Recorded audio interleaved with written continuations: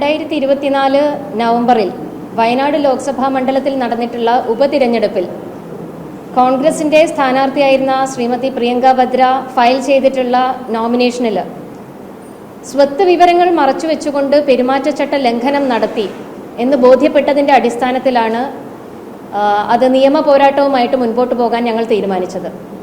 ആയതിൻ്റെ അടിസ്ഥാനത്തിൽ ബഹുമാനപ്പെട്ട കേരള ഹൈക്കോടതി മുൻപാകെ പ്രമുഖ അഭിഭാഷകനായ ശ്രീ ഹരികുമാർ ജി നായരിലൂടെ ഇലക്ഷൻ പെറ്റീഷൻ ഞങ്ങൾ ഫയൽ ചെയ്യുകയുണ്ടായി.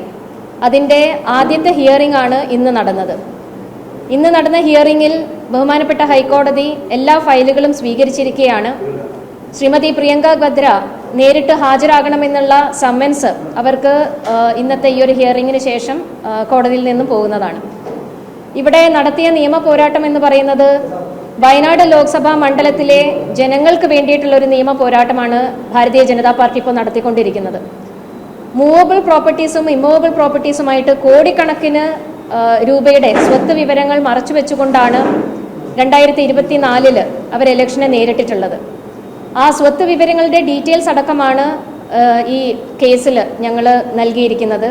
അതിൽ പ്രധാനമായും പറയുന്നത് ഹരിയാനയിലെ ഫരീദാബാദിലെ അമീപൂർ വില്ലേജിൽ ഏക്കറുകളുടെ അഗ്രികൾച്ചറൽ ലാൻഡ്, കൃത്യമായി പറഞ്ഞാൽ 41.75 ഏക്കർ കാർഷിക ഭൂമി, അതുകൂടാതെ ഫരീദാബാദിൽ മറ്റ് നിരവധിയായിട്ടുള്ള ഇത്തരം ഭൂമികൾ ശ്രീമതി പ്രിയങ്ക വദ്രയുടെ പേരിൽ ഉൾക്കൊള്ളുന്ന ആ ഭൂമികളുടെ വിവരങ്ങളൊന്നും തന്നെ നോമിനേഷനിൽ ഫയൽ ചെയ്തിട്ടില്ല. അതുകൂടാതെ അവരുടെ ഭർത്താവ് ശ്രീ റോബർട്ട് വദ്രയുടെ പേരിലുള്ള ആസ്തി വിവരങ്ങൾ ഫയൽ ചെയ്തിരിക്കുന്നതിൽ ഉപരിയായിട്ടുള്ള നിരവധി വസ്തുവകകൾ അവരുടേത് ആയിട്ട് രേഖകൾ ഞങ്ങൾക്ക് ലഭിച്ചിട്ടുണ്ട്. അത് മുഴുവനും ഹൈക്കോടതി മുമ്പാകെ ഞങ്ങൾ സമർപ്പിച്ചിട്ടുണ്ട്. ഗുരുഗ്രാമിലുള്ള റെസിഡൻഷ്യൽ അപ്പാർട്ട്മെന്റ്സും ഫ്ലാറ്റുകളും തുടങ്ങി നിരവധിയായിട്ടുള്ള ഇമ്മൂവബിൾ അസറ്റ്സ്, അതുകൂടാതെ മൂവബിൾ പ്രോപ്പർട്ടീസ് എന്ന് പറയുമ്പോൾ ഷെയർസും മ്യൂച്വൽ ഫണ്ട്സിലും ഇൻവെസ്റ്റ് ചെയ്തിട്ടുള്ള കോടിക്കണക്കിന് രൂപ അതിൻ്റെ കാര്യങ്ങളും അതൊന്നും തന്നെ ഫോം 26 എഫിഡവിറ്റിൽ സ്ഥാനാർത്ഥി ഫയൽ ചെയ്യേണ്ടിയിരുന്ന കാര്യങ്ങളൊന്നും തന്നെ പൂരിപ്പിക്കാതെയാണ് വയനാട്ടിലെ ജനങ്ങളെ വിഡ്ഢികളാക്കിക്കൊണ്ട് ആ ഒരു ഇലക്ഷനെ നേരിട്ടിട്ടുള്ളത്. നമുക്കറിയാം, ഇപ്പോൾ ശ്രീ രാഹുൽ ഗാന്ധി നിരവധിയായിട്ടുള്ള ഇത്തരം വിഷയങ്ങളുമായിട്ട് കേസുകൾ ഇന്ന് നിയമ പോരാട്ടം നടത്തിക്കൊണ്ടിരിക്കുകയാണ് എന്നുള്ള വിവരം. വയനാട് ലോക്സഭാ മണ്ഡലത്തെ സംബന്ധിച്ചിടത്തോളം അതിൽ ഉൾക്കൊള്ളുന്ന നിലമ്പൂർ അസംബ്ലി മണ്ഡലത്തിലെ ഉപതെരഞ്ഞെടുപ്പ് ഇപ്പോൾ നടന്നുകൊണ്ടിരിക്കുകയാണ്. അതിൻ്റെ പ്രൊസീജിയറിലാണ് ഞങ്ങൾ എല്ലാവരും തന്നെ. ഇവിടെ വീണ്ടും നിർബന്ധിതമായിട്ടുള്ള ഒരു ഉപതെരഞ്ഞെടുപ്പ് നിലമ്പൂർ മണ്ഡലത്തിൽ വന്നിരിക്കുന്ന ഈ ഒരു സാഹചര്യത്തിലും ഇവിടെ കോൺഗ്രസിന്റെ UDFന്റെ സ്ഥാനാർത്ഥികൾ അവകാശപ്പെടുന്നത് ഈ വയനാട് ലോക്സഭാ മണ്ഡലത്തിൽ അല്ലെങ്കിൽ നിലമ്പൂരിൽ കൊണ്ടുവന്നിട്ടുള്ള വികസനങ്ങളെ കുറിച്ച് അവര് വാ തോരാതെ സംസാരിക്കുമ്പോൾ ആ വികസനങ്ങൾ ഈ മണ്ഡലത്തിലേക്കല്ല എത്തിയിരിക്കുന്നത്, അല്ലെങ്കിൽ വയനാട് ലോക്സഭാ മണ്ഡലത്തിലേക്കല്ല എത്തിയിരിക്കുന്നത്. ആ വികസനത്തിന് വേണ്ടിയിരുന്ന ഫണ്ട് മുഴുവനും എത്തിയിരിക്കുന്നത് ഈ ഗാന്ധി കുടുംബത്തിലാണ് എന്നുള്ളതിന്റെ നേർക്കാഴ്ചയാണ് ഇവിടെ സൂചിപ്പിക്കുന്നത്.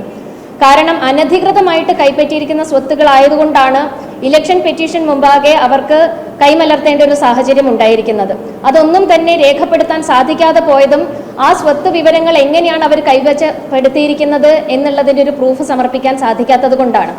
ഇങ്ങനെ വയനാട് ലോക്സഭാ മണ്ഡലത്തിലെ സഹോദരനായ രാഹുൽ ഗാന്ധി ആദ്യം തന്നെ ജനങ്ങളെ കബളിപ്പിച്ചുകൊണ്ട് ഇവിടെ നിന്നും ഇലക്ഷൻ നേരിട്ടതിന് ശേഷം വിജയിച്ചതിന് ശേഷം വയനാടിനെ ഒഴിവാക്കി നോർത്ത് ഇന്ത്യയിൽ സീറ്റ് കരസ്ഥമാക്കി പോവുകയും അതിനെ തുടർന്ന് പ്രിയങ്ക വദ്ര ഇവിടെ വന്ന് മത്സരിക്കുമ്പോൾ സ്വത്ത് വിവരങ്ങൾ മറച്ചു വെച്ചുകൊണ്ട് വയനാട്ടിലെ ജനങ്ങളെ വീണ്ടും ക്രൂരമായിട്ട് കബളിപ്പിക്കുന്ന ഒരു സാഹചര്യമാണ് ഉടലെടുത്തിരിക്കുന്നത്.